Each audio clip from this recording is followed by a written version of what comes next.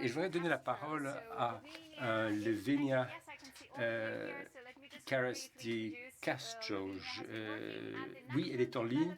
Elle travaille à la Banque nationale de développement du Brésil depuis 2001 et elle est professeure à la faculté de l'INDBC et elle sera la modératrice des échanges suivants sur la gouvernance des banques publiques de développement et le rôle de la réglementation. Continuez de nous envoyer vos questions, vos observations par la plateforme. Il y a une boîte à messages que vous pouvez utiliser. Vous pouvez taper vos questions si vous souhaitez nous faire part de vos réflexions, de vos observations. N'hésitez pas. Et nous avons 5 intervenants qui viendront nous parler de la réglementation. Nous avons Samantha Attridge, qui est chercheur à l'Institut, à l'ODI, le Overseas Development Institute, au l'ODI britannique. Nous avons Ulrich Edge, qui est professeur à la Toulouse School of Economics ici en France. Nous avons Ricardo Gotcha, qui est économiste au Bureau des Nations Unies d'Afrique du Sud. Nous avons Emmanuel Assouan, qui est directeur général adjoint de la stabilité financière à la Banque de France, et Amadou Ali Mbey, qui est professeur d'économie à l'université Cheikh Anta Diop de Dakar au Sénégal. Nous sommes ravis de vous avoir tous et toutes parmi nous. Lavina, c'est à vous. Merci pour ces propos d'introduction, Lavinia Barros de Castro. Voilà une initiative tout à fait encourageante. Je tiens à vous en remercier et remercier tous les chercheurs pour l'excellent travail et les panélistes qui nous accompagnent sur la voie d'une reprise durable après cette crise sanitaire. Nous allons parler de la façon dont les banques de développement sont régies. Le rôle de la réglementation nous dit qu'il nous faut un nouveau mandat, des nouveaux objectifs qui pourraient être alignés sur ceux des pays en développement. L'histoire nous montre que les crises financières ont été des opportunités pour faire bouger les modèles de gouvernance. Mais ici, nous n'avons pas une crise financière. Ici, c'est une crise sanitaire qui a touché tous les pays du monde, les riches comme les pauvres. Et c'est le rapport des Nations Unies de 2020 nous montre que nous avons eu certaines même si l'activité s'est réduite, les facteurs du changement climatique se sont quand même accélérés et des nouveaux crédits ont pu permettre de redresser la crise financière. Ici, c'est une autre façon de procéder qui s'impose, même si les modalités financières peuvent jouer un rôle. Et nous attendons des banques de jouer des rôles actifs pour mettre en œuvre ce programme à l'échelle mondiale, ce programme pour non seulement la reprise, mais une reprise durable. Et dans ce sens, je voudrais ouvrir le débat avec des questions générales qui concernent pas simplement les participants, mais également tous ceux qui sont associés à ces questions. Est-ce que nous avons suffisamment d'appétence ou d'appétit pour le risque pour se lancer dans la poursuite des objectifs du développement durable? Est-ce que la base financière est là?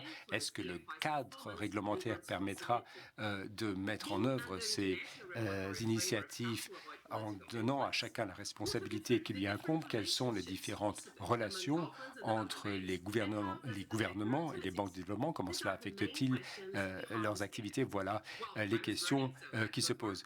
Alors, comme nous n'avons pas beaucoup de temps, je vous propose de donner tout de suite la parole à Mademoiselle Emmanuelle Assouan. Merci d'avoir accepté cette invitation. Une révolution semble être en cours dans les banques de développement. La Banque de France et d'autres établissements ont lancé ce qu'on appelle le Green Swap, reconnaissant que le changement climatique propose un nouveau défi aux banques centrales et aux banques de développement. Et les actions d'atténuation des effets climatiques nécessitent une coopération entre les gouvernements, le secteur privé, la société civile et bien sûr ces banques de développement. Mais quels sont en réalité les grands défis et quelle est la différence entre la démarche, disons, immédiate et celle de transition? Vous avez la parole. Eh bien, merci Lavinia, merci à toutes et à tous et surtout l'AFD de nous avoir invités. Nous sommes ravis d'être parmi vous aujourd'hui. les banques centrales, les superviseurs de banques centrales, les instances de réglementation sont arrivés un peu tardivement sur la question du changement climatique. Depuis 2015, les banques centrales ont commencé à reconnaître le rôle du changement climatique le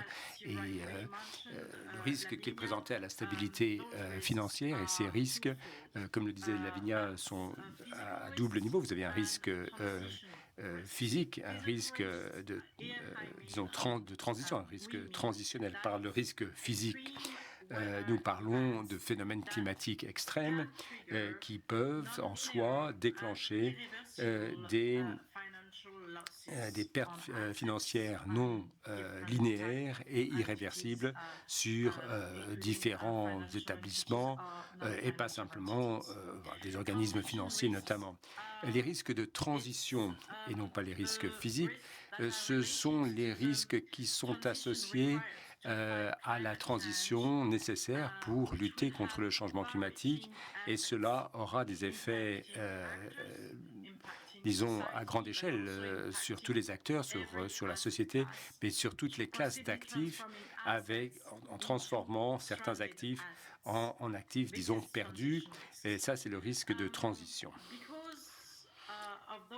En raison de ces risques, c'est aux banques centrales de veiller à ce que les systèmes financiers soient suffisamment résilients pour résister à ces risques et les facteurs de change et les autres risques qui touchent le secteur financier sont une traduction, si vous voulez, immédiate de ces incertitudes sur les effets du changement climatique. Alors, qu'est-ce que c'est que NGFS?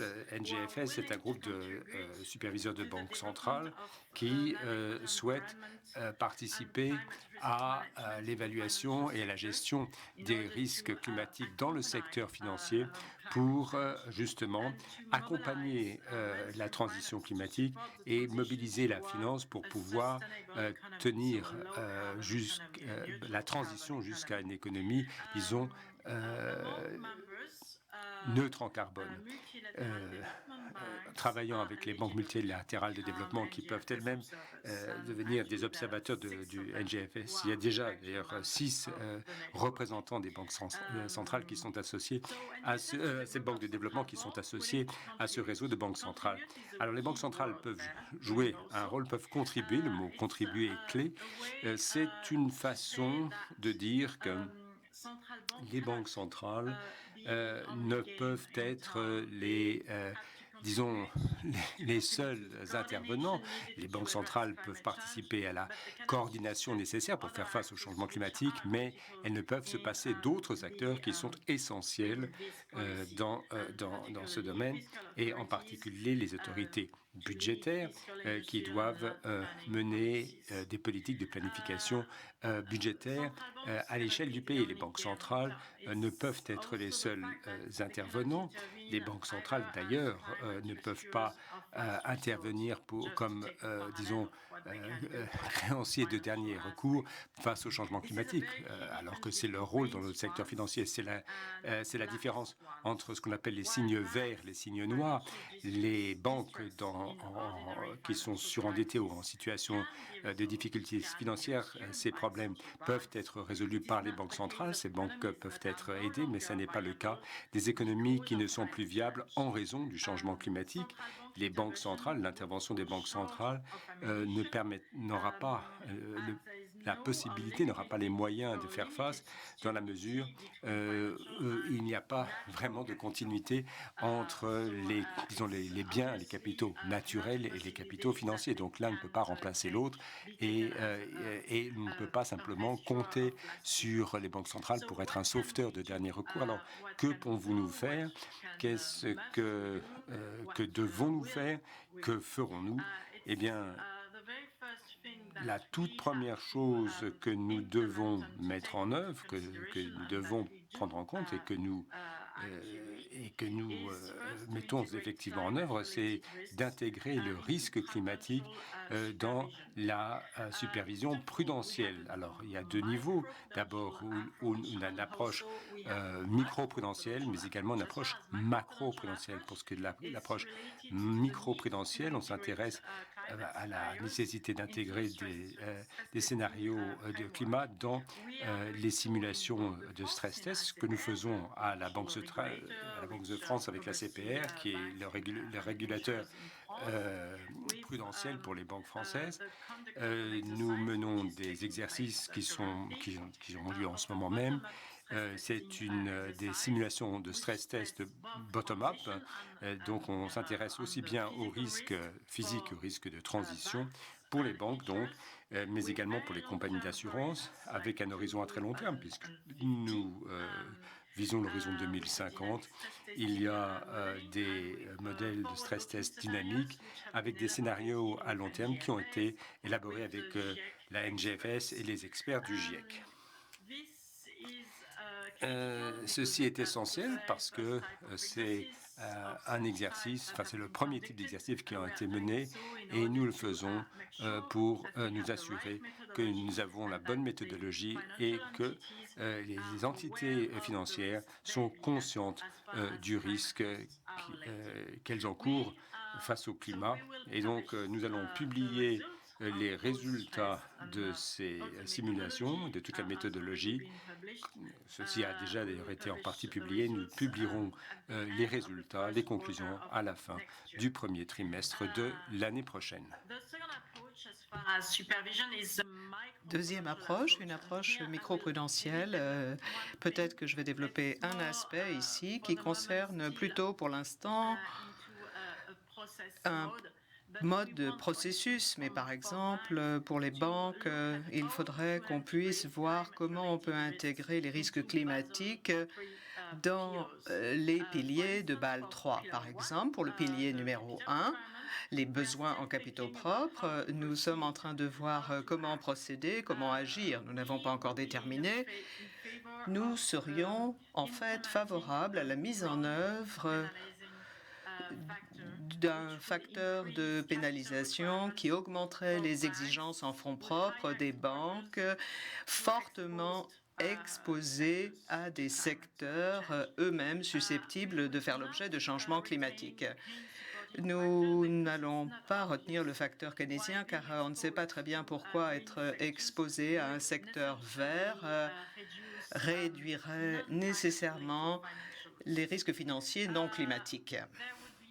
Il y aurait également un pilier 3, une approche basée sur le pilier 3. On la développe déjà en France avec les divulgations, mais c'est un processus plus abouti que le pilier 1 qui est toujours en cours d'élaboration et le comité de Bâle s'en occupe. Deuxième chose qu'il faudra faire et que nous avons déjà commencé à faire d'ailleurs en France, ainsi que parmi les autres membres du NGFS, nous devons donner l'exemple. Nous sommes d'importants investisseurs pour nos propres portefeuilles au sein de la Banque de France. Nous avons intégré déjà les facteurs de durabilité dans la gestion et dans l'évaluation du risque. 22 milliards d'euros d'actifs, ce qui est un chiffre important, mais nous devons aller un peu plus loin. Nous regardons également la manière dont le cadre de politique monétaire peut intégrer également les questions d'environnement durable, de protection, de lutte contre le changement climatique. Nous sommes en faveur d'un processus de collatéral qui nous paraît être l'élément le plus évident. Je crois que nous avons un petit problème. Lavinia. Ah. Nous avons perdu un instant, Madame Assouan. Est-ce que vous avez terminé? Vous ne m'entendez plus? Si, on vous a perdu quelques instants, mais maintenant vous êtes de retour. Donc, je vous aide à reprendre la discussion, Lavinia. Oui, quelques mots de conclusion peut-être, Madame Assouan. Désolée, vous avez été interrompue. Le temps passe, donc désolée. Simplement pour conclure brièvement, je ne sais plus où j'en étais, dit Madame Assouan, outre les aspects monétaires, les aspects de politique monétaire, un dernier mot peut-être sur la nécessité d'avoir un cadre de divulgation adéquat s'agissant des données harmonisées concernant les aspects climatiques. Ceci est bien sûr essentiel si on veut pouvoir faire tout ce que l'on est censé faire en matière de supervision. Un tout dernier mot peut-être pour dire que nous devons veiller à ce que les bonnes incitations soient mises en place pour qu'on puisse aller de l'avant. Et la première incitation, bien sûr, ce sont les taxes carbone. Voilà, merci beaucoup. Merci beaucoup, Madame Assouan. Je crois que vous avez vraiment fait une excellente transition. Monsieur Ulrich Edge va justement nous parler du prix du carbone. Professeur Egg, est-ce que vous pourriez, s'il vous plaît, nous parler très brièvement des résultats de votre recherche? Oui, tout à fait. Merci de m'avoir invité à ce forum. Tout le monde m'entend? Oui, effectivement, je crois qu'il est particulièrement important quand on parle de régulation climatique. Il faut dire que cette question est en particulièrement importante pour les banques publiques de développement et les institutions de financement du développement, car tout resserrement de la politique monétaire, les banques privées en 2008 ont levé davantage de capitaux, plus de capitaux qu'elles n'en avaient besoin. Eh bien, ce débat sur la réglementation du financement du climat, s'agissant du NGFS, dont Emmanuel a parlé très souvent, on s'intéresse également aux questions de transparence, de stress test et de divulgation. On ne regarde pas souvent les principaux piliers de Bâle 1, les exigences en fonds propres. Nous avons une approche un peu plus osée et on se pose la question de savoir est-ce qu'elle ne ferait pas différencier les exigences en fonds propres pour les investissements verts et des pénalités pour les autres investisseurs. Et je suis heureux d'entendre Emmanuel nous dire que la Banque de France, dans le processus de Bâle, s'intéresse favorablement à cette idée d'imposer une pénalité sur les investissements qui risquent d'avoir un impact négatif sur le client. Est-ce qu'il faudrait y avoir effectivement un facteur à mettre en place? Il y a controverse à ce sujet. Et en fait, cela est lié à la stabilité financière, car comme le dit Emmanuel, du point de vue de la stabilité financière, du point de vue de ce mandat, on aurait plus que de risques au niveau de la stabilité si on s'intéresse aux conséquences climatiques des investissements. Mais je crois que ça concerne plutôt l'horizon dont on a parlé, comme la Banque d'Angleterre l'a indiqué.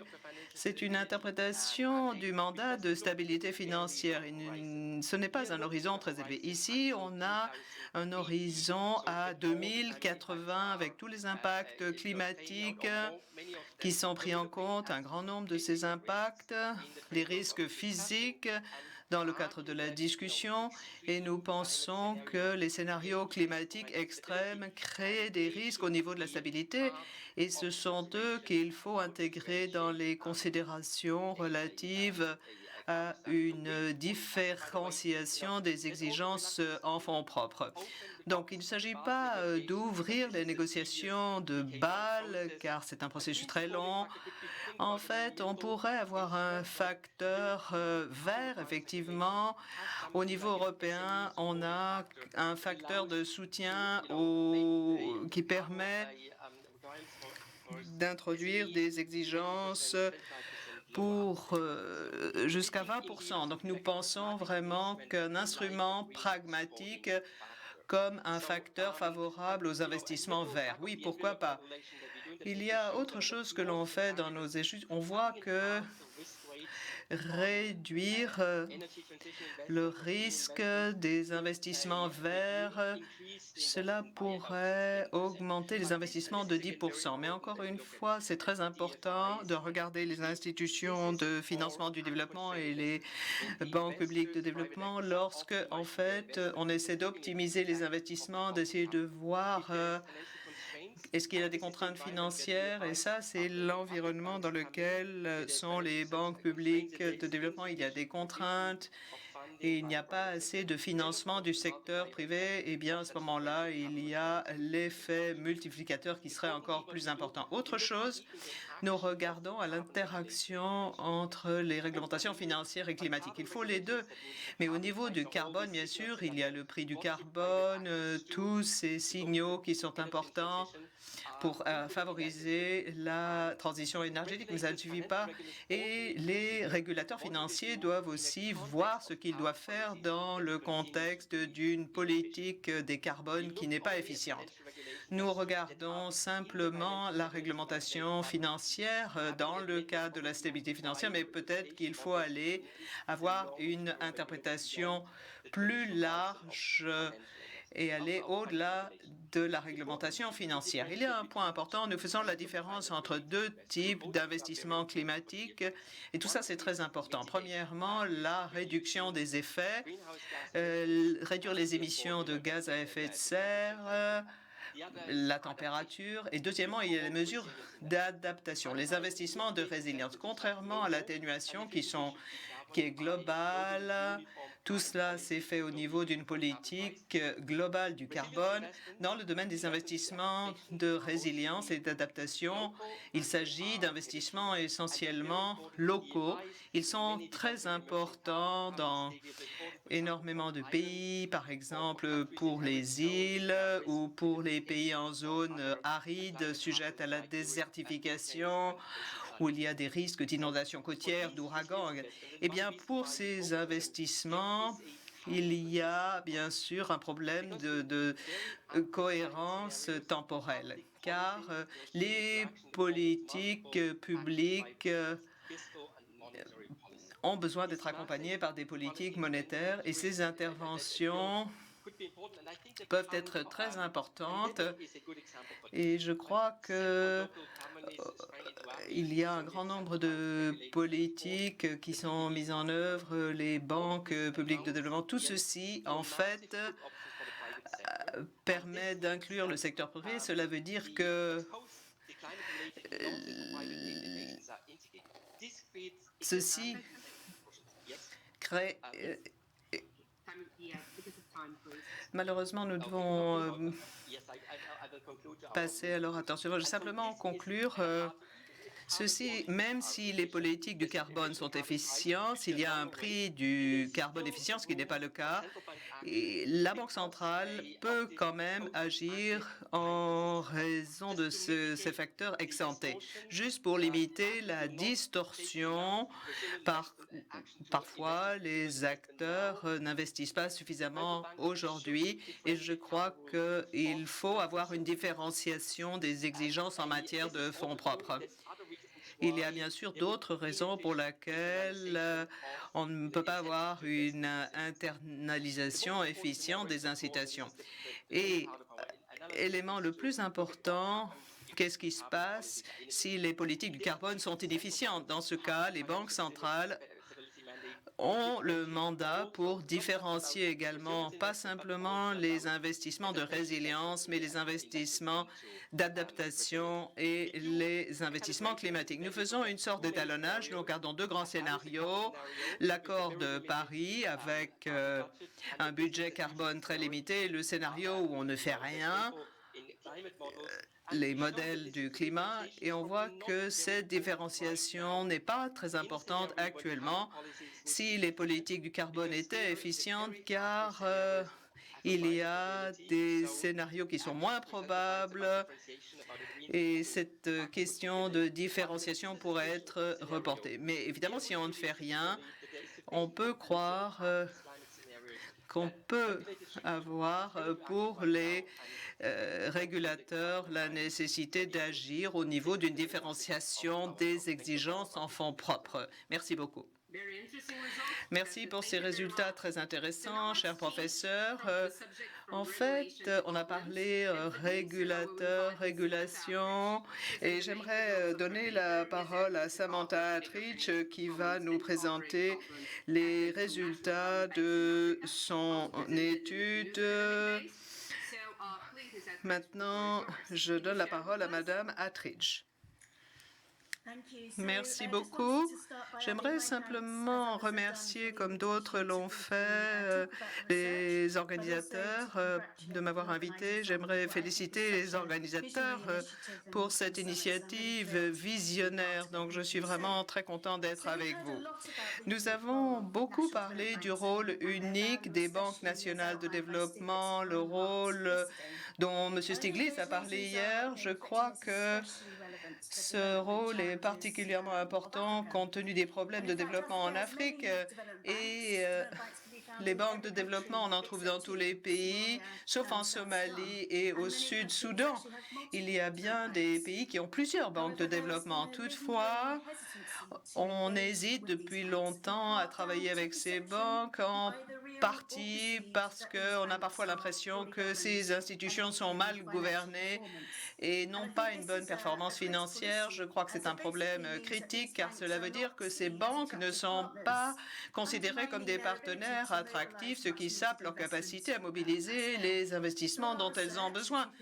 Nous avons présenté la semaine dernière une recherche sur cette perception. Est-ce que cette perception est fondée ou pas? On a essayé de voir aussi comment la gouvernance des banques en Afrique a un impact sur leur perception. Donc, tous les résultats dont je vais vous parler aujourd'hui sont fondés sur un échantillon de 33 banques de développement qui avaient des séries chronologiques cohérentes, 110 banques de développement, ce qui est un chiffre assez important. Sur la gouvernance, nous avons fait 3 observations clés.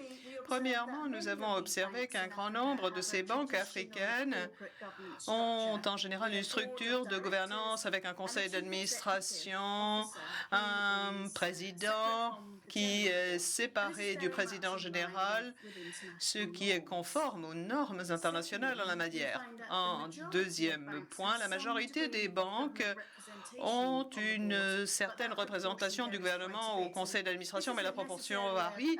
Ce n'est pas nécessairement une mauvaise chose en tant que telle. Idéalement, il faut trouver un équilibre entre la représentation gouvernementale par rapport à l'indépendance de la banque pour éviter toute ingérence inappropriée. Enfin, concernant la gouvernance, nous avons constaté qu'il y a pas mal de nominations politiques au conseil d'administration et le chef d'État, par exemple, a été impliqué dans la nomination du président dans un tiers des banques de notre échantillon. Sur la performance financière, 2 choses très intéressantes. Premièrement, les banques de développement en Afrique sont très petites mais en croissance. Par rapport au PIB, la plupart de ces banques sont de taille très limitée. Ceci limite leur capacité à aider le développement et à financer le développement. Même si elles sont petites, cependant, elles se développent. 99% de l'échantillon a enregistré une augmentation de ses actifs qui a permis d'augmenter le portefeuille de prêts. Et cette augmentation des actifs a été financée à la fois par de la dette à long terme et des fonds propres, mais surtout du financement par la dette, en fait. En dépit de cette augmentation du financement par la dette, on a quand même une faible base de capital et peu de capacité à agir sur le bilan. Dernière observation, la performance financière de ces banques est assez solide. Dans 60% des cas, nous avons regardé le rendement des actifs. Pour 2/3 de l'échantillon, ces banques sont rentables. Elles ont d'ailleurs des taux de rendement sur actifs comparables en moyenne aux principales banques européennes et à la SFI, mais il y a des problèmes de qualité d'actifs. Si on regarde le pourcentage de prêts douteux, 1/3 de ces banques ont plus de 25% de créances douteuses. Quand on compare cela à l'enquête mondiale en 2017, cela donne à penser que cette proportion est plus élevée pour les banques africaines. Et je crois que est-ce que cette perception est valable, fondée pour 2/3 de l'échantillon? Ça n'est pas le cas, mais l'échantillon est limité. Il y a vraiment un biais et 74 banques n'est peut-être pas suffisant. Donc, nous avons utilisé toutes les données que nous avions pour faire une analyse économétrique, pour garder la relation entre la gouvernance et la performance, et on a trouvé 4 choses intéressantes et peut-être pas surprenantes. Premièrement, les banques avec un haut niveau d'influence politique sont en général caractérisées par une performance financière moins bonne. Deuxièmement, on a un effet d'atténuation de l'indépendance du conseil, et quand il y a des membres indépendants au conseil d'administration, on a une meilleure performance financière, et cet effet est en particulier fort dans les pays où l'environnement global est plus faible. Et on constate également qu'une séparation entre supervision et propriété signifie également une meilleure performance. Un dernier commentaire sur la propriété. On voit que la gouvernance de ces banques est beaucoup plus importante que les propriétaires en tant que tels. On parle beaucoup de cette question. Il y a de nouvelles banques en Afrique qui ont été fondées avec des actionnariats internationaux pour faire en sorte que le gouvernement ne soit pas trop impliqué, mais les banques qui fonctionnent bien ne sont pas nécessairement celles qui sont publiques. Donc, 3 recommandations pour le sommet. Premièrement,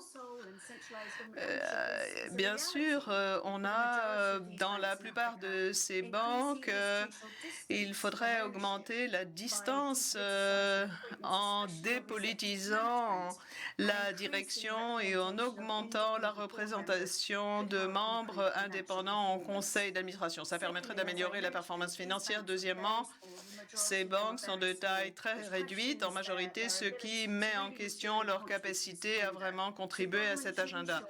Donc, le gouvernement doit assurer une capitalisation suffisante pour ces banques bien gouvernées. Ceci est essentiel pour leur permettre de bien fonctionner. Enfin, du simple fait qu'on ne peut pas trouver de données sur 77 banques, cela nous indique qu'il faut vraiment améliorer la transparence. Il faut que ces banques publient des comptes audités, et elles ne le font pas. Merci beaucoup, Madame Attridge. Oh là là, le temps passe. Je donne tout de suite la parole à Ricardo Cojal, qui a écrit un papier sur la réglementation financière et plusieurs articles sur cette question. Monsieur le professeur, vous avez la parole. Merci beaucoup. C'est vraiment un plaisir pour moi d'être ici aujourd'hui, de participer à ce panel fantastique. Merci beaucoup de m'avoir invité. Je viens d'entendre Samantha dire des choses extrêmement intéressantes et j'ai d'ailleurs lu un papier à ce sujet. C'est très intéressant car nous ne savons pas grand-chose sur les banques africaines de développement national. Et je vais parler des NDB, des banques nationales de développement. Le travail est très intéressant et je suis également heureux d'entendre que les banques nationales de développement en Afrique vont bien. C'est une bonne chose car cela va un peu à l'encontre de la perception générale selon laquelle ces banques sont mal gouvernées. Et Samantha nous a dit que dans 2/3 des cas, ce n'était pas vrai pour 2/3 de l'échantillon. Le nombre de banques nationales de développement en Afrique est important. Dans certains pays, on a même non pas une banque nationale de développement, mais plusieurs. Ce qui est intéressant, en effet, ce sont des banques qui ne sont pas nécessairement très visibles. Elles ne sont pas connues au-delà de leur domaine d'action, au-delà de leur propre pays. Bien sûr, la question essentielle consiste à savoir si ces banques nationales de développement ont été des outils utiles, favorables au développement. Est-ce qu'elles peuvent contribuer à la réalisation des objectifs de développement durable au cours des 10 prochaines années? Ça, c'est une chose. Deuxième chose, et je suis très intéressé également par la relation dont certains ont parlé entre le gouvernement et les banques, les autorités publiques et les banques nationales de développement. La question est la suivante. Quel est le rôle entre gouvernement et banque, le rôle du gouvernement dans la structure, dans la banque, la gouvernance de la Banque nationale de développement? Il s'agit là d'un point très important, à mon avis.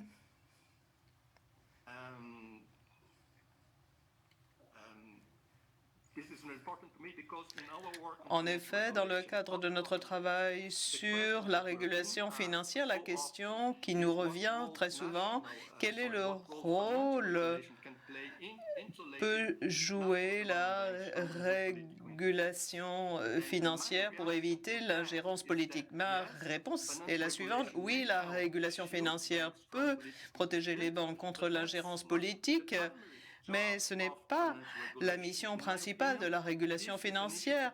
À mon avis, ça, c'est un problème que doit traiter la gouvernance de la banque et pas la régulation de la banque. Encore une fois, je suis heureux de voir que Samantha a abordé cette question. Si nous pensons que les banques nationales de développement doivent être des instruments de l'État, des outils de l'État pour atteindre des objectifs publics, quelle est l'architecture institutionnelle qui peut gérer la relation entre gouvernance et Banque nationale de développement? Samantha s'intéresse à la question de la performance. Ce que Samantha semble dire, c'est que la distance institutionnelle entre, d'une part, la propriété par le gouvernement et la gestion de la banque de l'autre est une bonne chose pour la performance.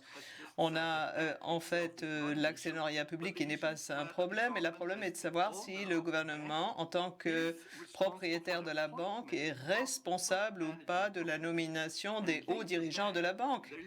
Et je crois que c'est un point qui a été évoqué dans le papier, le cycle politique, le cycle de gestion. Est-ce que ces deux éléments doivent être synchronisés ou pas?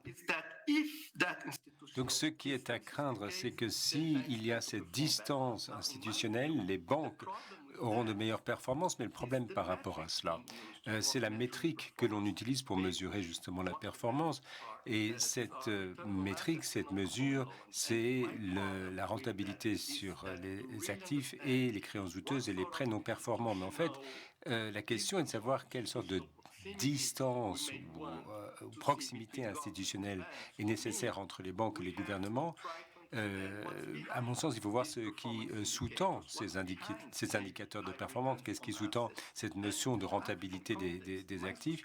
Et dans le contexte où l'on cherche des hauts rendements, dans ce contexte un peu de crise,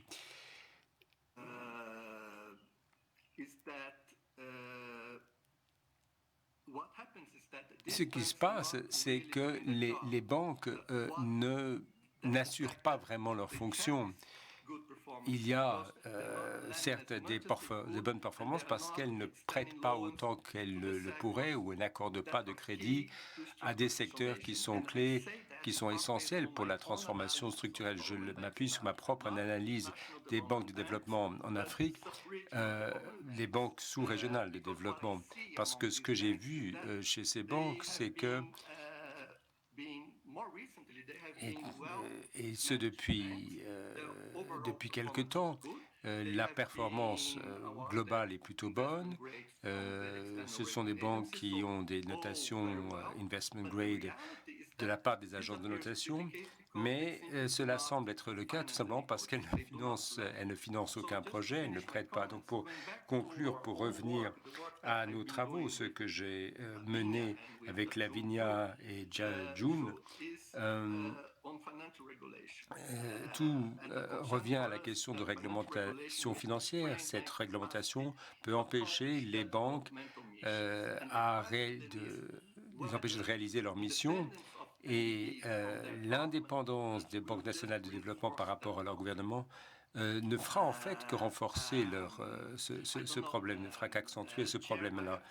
Est-ce que j'ai encore le temps pour parler de réglementation financière? Je voudrais rebondir sur ce qu'a dit Mme Assou. Malheureusement, nous n'avons pas le temps parce qu'il y a encore un dernier intervenant. Je dirais simplement 2 mots de conclusion. Merci beaucoup. Merci, Ricardo. Et ce serait bien d'avoir un débat parce qu'il y a tellement de choses intéressantes que vous avez évoquées. Et il serait bon de réentendre Samantha. Mais sans plus attendre, je vais donner la parole le professeur Amadou Halim Baye. Est-ce que le moment est venu d'intervenir? Vous pouvez réagir à ce que vous venez d'entendre, faire preuve de vos propres analyses. Merci, Lavinia. J'espère que vous m'entendez. Eh bien, tout d'abord, je tiens à remercier les organisateurs de ce panel de m'avoir invité à cet échange. C'est un échange à la fois intéressant, mais tout à fait opportun. Je voudrais vous parler de 2 questions. La première, d'abord, pourquoi a-t-on besoin de banques de développement pour financer le développement? Et deuxièmement, quels enseignements peuvent-ils être tirés de l'expérience africaine? D'abord, pourquoi avons-nous besoin de banques de développement pour financer le développement? Tout d'abord, précisons que chacun s'accordera à reconnaître que les 2 piliers des instances de développement, des institutions de développement sont d'abord l'idée, la mission est de permettre de maintenir le niveau de vie et deuxièmement de faciliter l'accès aux services sociaux. Et dans les pays en développement, c'est un double problème, aussi bien le niveau de vie que les services sociaux. Les pays se heurtent à de réelles difficultés, tant pour ce qui est du niveau de vie des habitants, et il y a également de réels problèmes pour ce qui est de l'accès aux services sociaux.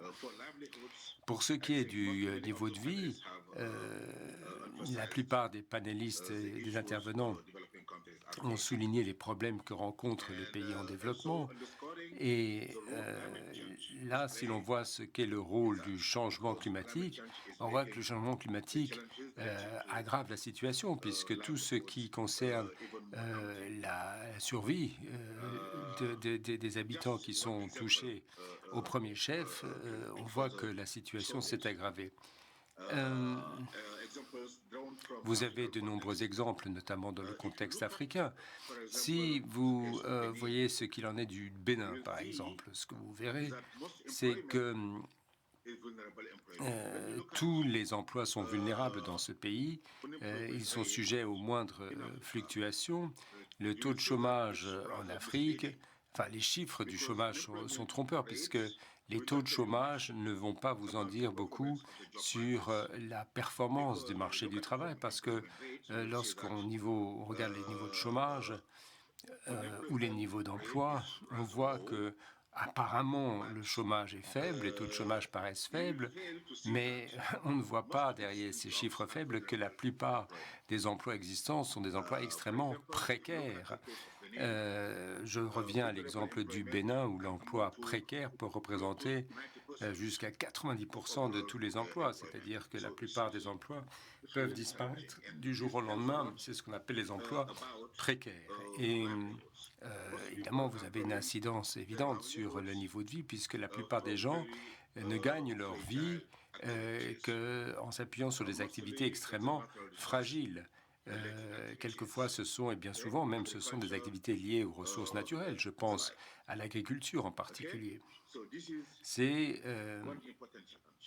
déjà l'un des grands problèmes. L'autre souci, l'autre grande question, c'est l'accès aux services sociaux. Quand je parle de services sociaux, c'est au sens large. C'est également l'eau courante, l'électricité, des services de base. Et à ce moment-là, comment financer ce type d'activité en ayant recours qu'aux moyens traditionnels? Je pense aux banques commerciales. C'est extrêmement difficile. Et ce pour deux raisons. Les coûts des transactions pour financer ces activités sont très élevés. Et les risques associés à ces activités sont également très élevés. C'est la raison pour laquelle nous avons de banques de développement pour financer ces deux aspects du développement, c'est-à-dire assurer l'emploi et le niveau de vie, et deuxièmement, assurer des services de base. Si j'ai le temps, je vous propose quelques chiffres qui vous permettront d'illustrer mon propos. Si vous voyez ce qu'est la part des entreprises privées qui ont bénéficié de crédits de banques commerciales en Afrique, pour les sociétés d'exportation, cette part est plus élevée. Vous avez quelques 32% de ces sociétés au Bénin en 2016, alors que pour les autres, vous n'avez que 21,8% de sociétés non exportatrices qui ont bénéficié de crédits de banques privées. Si vous regardez la part de sociétés qui ont besoin de garanties pour pouvoir accéder au financement de la part de banques commerciales, vous verrez que ce taux est de 28% pour les grandes entreprises, alors que pour les petites entreprises, ce taux passe à 95%. Et enfin, si vous voyez ce qu'est la proportion de prêts nantis par rapport aux prêts, plutôt la taille de la garantie par rapport aux prêts effectivement consentis. Pour les grandes entreprises, c'était de 130%, et pour les petites entreprises, le ratio est de quelques 245%, ce qui veut dire que ces petites banques n'ont simplement pas accès au crédit privé. D'où le fait que les États n'ont d'autre choix que de mettre en place des banques de développement pour financer l'activité des petites et moyennes entreprises ou dont l'activité est considérée comme étant à risque, parce que ces petites entreprises ne sont pas en mesure de proposer en nantissement, en garantie, des moyens d'un tel montant. Alors, dans ce contexte, il faut bien voir qu'il est difficile d'échapper à la politisation de la problématique. Pour ce qui est des banques de développement, l'expérience africaine nous montre qu'en la matière, ces établissements sont hautement politisés pour ce qui est de l'octroi de crédit. Bien souvent, vous avez des communautés ethniques, celles qui sont qui entretiennent de bonnes relations avec l'élite au pouvoir auront également des relations privilégiées aux banques de développement et auront accès à leur financement. Donc, c'est ces communautés qu'on pourrait appeler des communautés mondiales. Est-ce que vous pouvez conclure? Oui, on est un petit peu pressé par le temps, malheureusement. Oui, j'y viens. J'en arrive à ma conclusion. Donc la politisation de ces établissements pose problème. Et puis il y a ce que je pourrais appeler la dualité institutionnelle. Chacun connaît la dualité de l'économie en Afrique. Vous avez un secteur formel et un secteur informel. Et évidemment, au niveau institutionnel, on n'en parle pas, mais vous avez quand même cette coexistence entre des institutions formelles qui sont héritières de la colonisation, et puis vous avez des institutions informelles qui sont héritières des traditions africaines. Et ce que vous avez bien souvent, c'est des...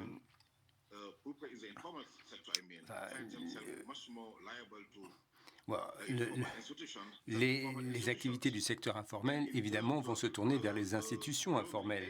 Et pour ce qui est du remboursement des crédits, évidemment, le taux de recouvrement est bien plus élevé lorsque les gens remboursent leurs prêts contractés auprès d'établissements informels comme les tontines, plutôt qu'aux établissements, aux banques du secteur formel. Et donc, ce qui veut dire que pour les banques commerciales, vous avez un taux de recouvrement bien plus faible que ce qui est constaté dans le secteur informel.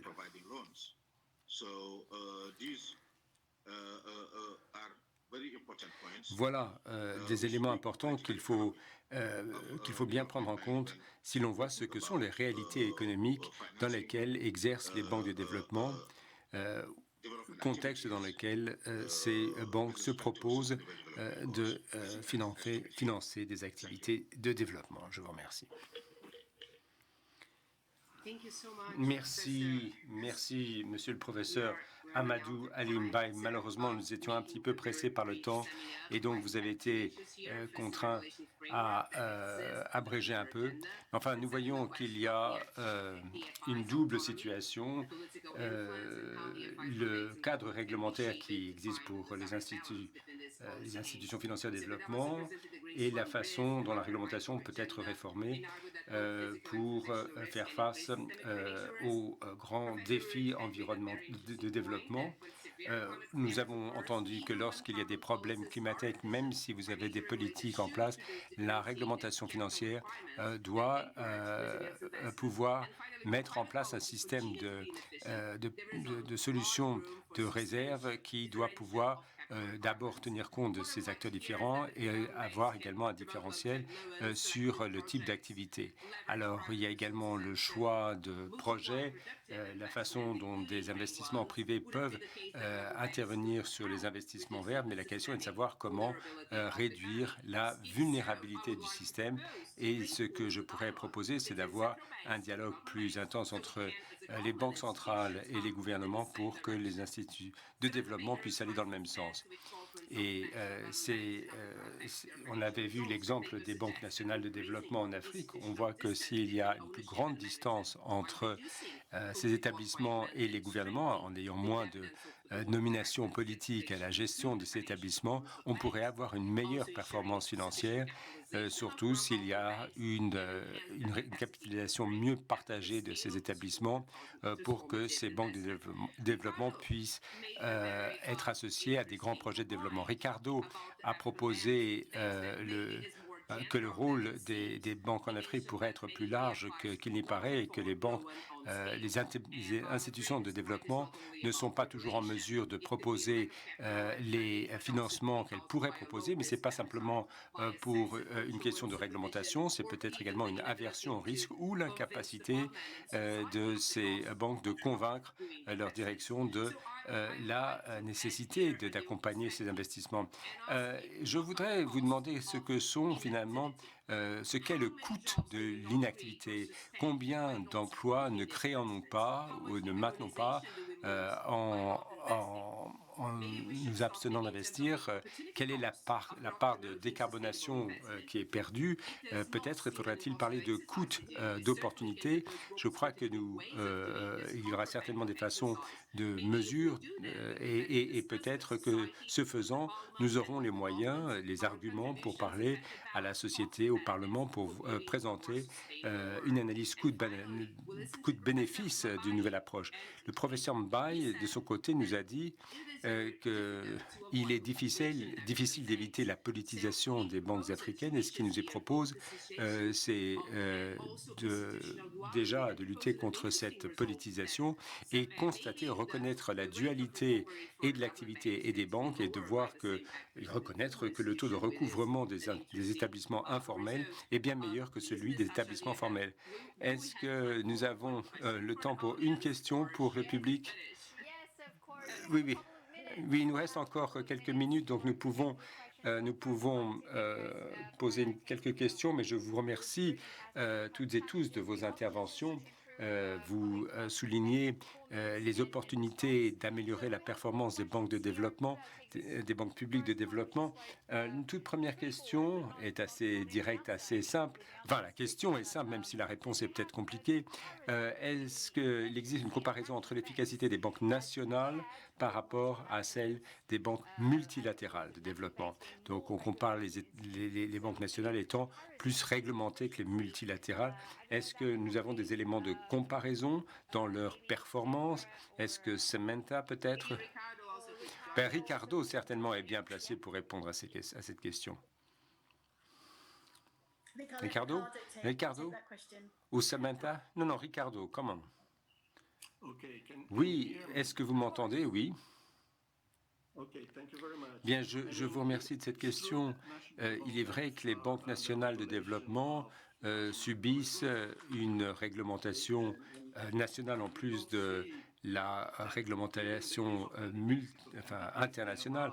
Les banques nationales de développement, en fait, ne relèvent pas de la juridiction nationale, mais pour autant, elles sont, si vous voulez, suivies de près par les établissements de tutelle, par les instances de réglementation. Donc, leur marge de manœuvre est limitée. Ce n'est pas tellement une question d'efficacité, d'activité. Il ne s'agit pas non plus d'opposer nécessairement les banques nationales ou multilatérales. L'une et l'autre peuvent s'acquitter de leur mission, mais dans les deux cas, vous avez des contraintes dans leur capacité à s'acquitter de leurs fonctions pour ce qui est notamment d'atteindre les objectifs du développement durable ou d'accompagner une transformation structurelle. Merci Ricardo de votre réponse. Nous avons une question de Kathleen Charles. Et c'est une question qui est destinée à Samantha. Est-ce que vous pouvez nous dire ce qu'est le rôle de l'agriculture dans l'économie africaine? Il y a eu un rôle pour les banques de développement. Est-ce que celles-ci peuvent être incitées à aller dans le sens des ODD? Et on voit que 70% de la population de l'Afrique subsaharienne vit de l'agriculture. Oui, voilà une question tout à fait intéressante. En fait, quelques observations. Ces banques, évidemment, on regarde leur mandat, leur activité. On voit qu'environ la moitié d'entre elles ont des objectifs de développement généraux. Et puis, vous avez une part plus petite de ces banques. Elles s'intéressent aux petites entreprises et puis vous en avez en fait relativement peu qui sont là pour financer l'agriculture ou les petites exploitations. Donc le développement n'est peut-être pas l'activité principale, mais dans le mandat général, il y a le développement, bien sûr, c'est leur raison d'être. Et donc, il y aura quand même un soutien à l'agriculture. Donc, vous avez quand même un soutien. Bon, peut-être ça dépend des tailles des exploitations, mais vous avez un soutien venant des banques de développement. Mais il faut bien reconnaître que l'agriculture est porteuse d'un risque inhérent, notamment le risque climat. Et donc, pour ces banques, c'est une activité qui est risqué. Il faudrait approfondir la question, voir quels sont les instruments dont ces banques disposent pour accompagner cette activité, quel type d'investissements peuvent être utilisés. Je sais dans mes études qu'il n'y avait que 11 banques en Afrique, 11 banques de développement en Afrique qui s'intéressaient à l'agriculture. Je vous remercie, Samantha. Il nous reste 2 minutes, donc juste le temps d'une dernière question. Et au-delà de la capitalisation et de la réglementation, ne devrions-nous pas insister sur les contraintes internes des banques de développement, l'analyse du risque et autres, pour faire face à ces grands défis et comment y répondre? Est-ce que quelqu'un souhaite intervenir? Vous pouvez tous intervenir si vous le souhaitez. Hedge. Mais écoutez, si vous examinez la combinaison des modèles de réglementation et des contraintes économiques, vous voyez qu'il y a beaucoup d'incertitudes par rapport au risque climat et une marge de manœuvre limitée. C'est une question qui se pose pour les instances de tutelle, pour la réglementation, mais également pour le secteur financier lui-même. Donc, il faut effectivement avoir des analyses de risque, des scénarios, des simulations, mais on se rend compte devant tout ça qu'il y a beaucoup de points d'interrogation, beaucoup d'incertitudes. Il est très difficile d'élaborer des scénarios, de voir ce que serait effectivement la traduction de ces risques, enfin la fonction de nuisance, les réelles conséquences. Tout cela est très difficile à prévoir, à calculer, à prédire, à modéliser, même si c'est une activité qui est très présente. Merci.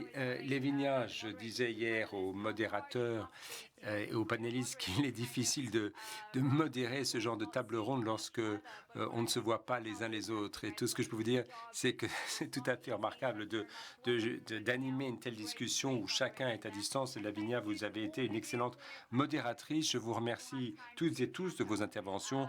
Et bien entendu, vous pourrez réintervenir dans d'autres circonstances.